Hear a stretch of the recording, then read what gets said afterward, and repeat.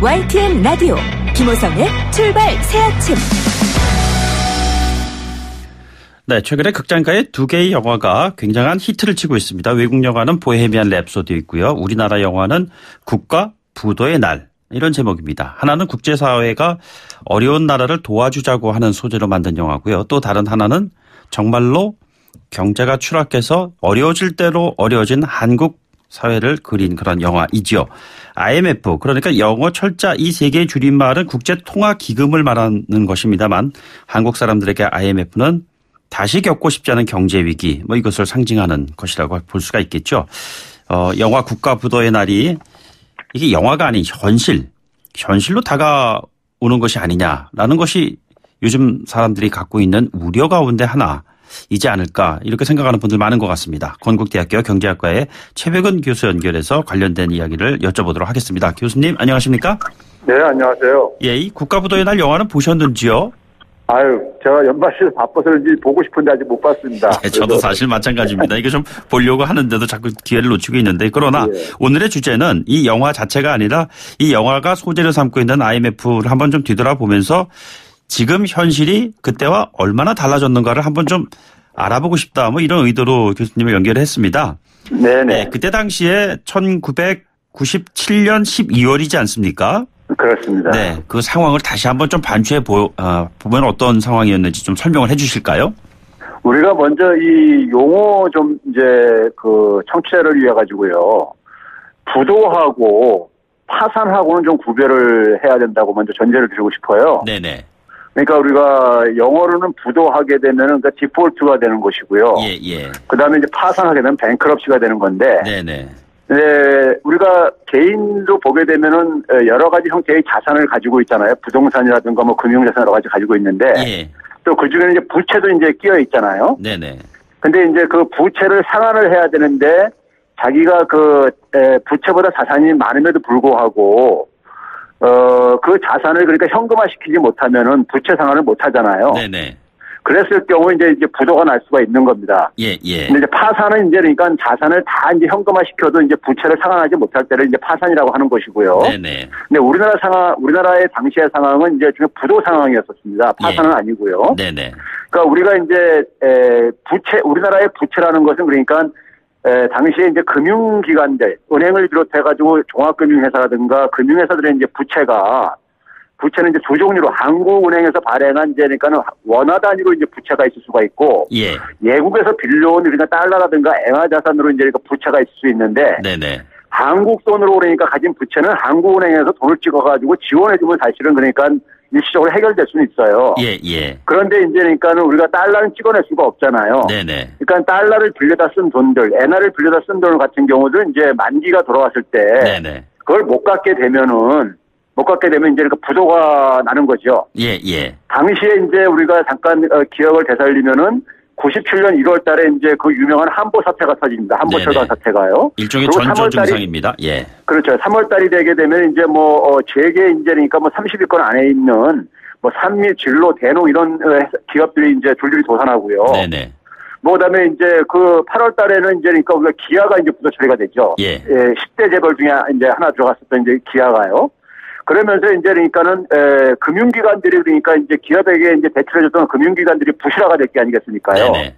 부실화되면서 당시에 이제 금융회사들이 해외에서 많은 그러니까는 이 달러 자금이라든가 엔화 자금을 차입해가지고 이 돈놀이를 했었어요. 예. 그런데 이제 이 금융기관들 당시만 하더라도 예국에서 우리나라 금융회사들한테 돈을 빌려줄 때는 국가가 그러니까 정부가 간접적인 보증을 이렇게 쓰는 형태였었습니다. 네네. 그러다 보니까는 이제 금융기관들이 달러를 그러니까 확보를 해야지만 이제 상환을 할 수 있을 텐데, 달러를 확보할 수 있는 마지막 수단은 결국은 외환 보유고입니다. 한국은행이 확보하군요. 근데 당시에 이제 외환 보유액이 한때 39억 달러까지 이제 급감을 하게 됩니다. 네네네. 근데 우리가 갚아야 될 돈은 그러니까 사실 단기 회차만 하더라도 이제 수백억 달러 이렇게 이제 수천억 달러 이렇게 천억 달러가 넘게 이렇게 임박하고 있었었고요. 그러다 보니까 결국은 이제 그 상환을 못하게 되면서 결국은 이제 그 상황 속에서 결국 우리가 선택할 수 있는 것은 이제 그러니까 말 그대로 이제 그러니까 우리 갚을 수 없으니까 이제 채권자한테 마음대로 하라 하는 이제 이런 식으로 이제 우리가 상환할 수가 있는 것이고요.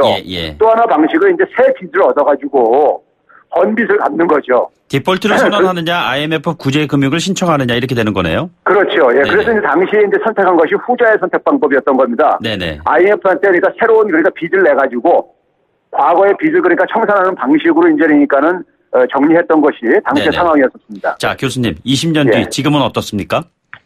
지금 사실 보게 되면 우리가 이제 외환 보유액 같은 것은 이제 우리가 충분히 이제 어느 정도 확보가 됐다고 생각이 들어요. 예. 그래서 이제 당시처럼 이제 그러니까 국가 부도 사태가 날 가능성은 저는 굉장히 낮다고 보는데요. 네네.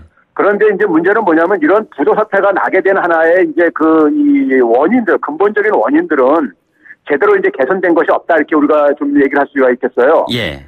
당시에 보게 되면 이제 그러니까는 우리가 한보 사태를 제가 말씀을 드렸는데 한보가 당시에 그러니까는 그 은행에서 대출받은 것이 한 5조 7천억 원 정도가 이 부실 대출이었었습니다. 네네. 근데 그 당시에 한보의 부실 대출에 그 정재계, 금융계가 다 관련돼 있었어요. 예, 예. 심지어 뭐냐면 당시에 김영삼 대통령의 차남인 김현철 분하고 그다음에 안기부 이제 운영차장까지 이제 구속돼서 연루되고 이제 그랬었지 않았습니까요? 네네.